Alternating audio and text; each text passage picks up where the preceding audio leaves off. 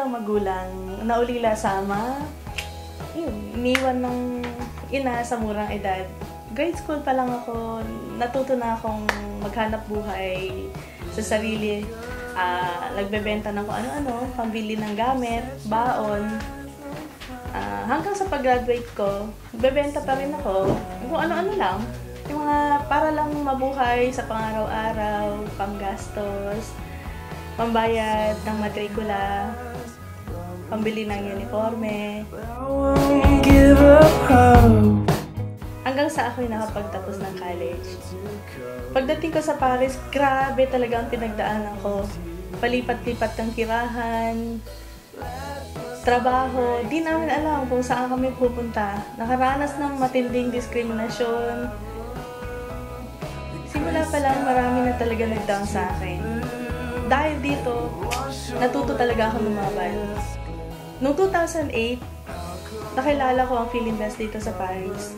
Nag-invest ako, hindi ako nagdalawang isip dahil alam ko, simula pa lang nasa Pilipinas ako, kilalang-kilala na ang pangalan at tanyag na ang Philinvest. Kaya nung pumunta rito at inintroduce sa amin, biglang nag-sign up ako, kumuha kami ng condo. Ayun, nagsimula sa pag-invest, naging seller ako.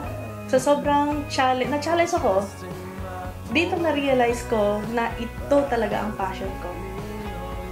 Iniwan ko ang trabaho ko sa bahay na kahit malaki ang medyo maganda ng kita. Dahil sa Philinvest, napatunayan ko na kahit nagsimula ka sa mababa, basta may tiwala sa sarili, kaya mong tuparin ang iyong pangarap.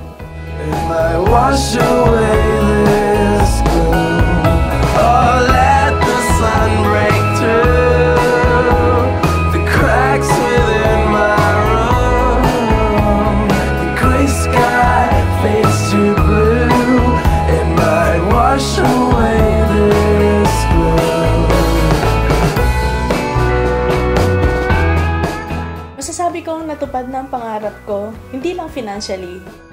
Dahil sa Philinvest, kahit sa maliit na paraan, makakatulong ako imulat ang OFW na tulad ko sa kahalagahan ng investment. Ang sarap-sarap na feeling.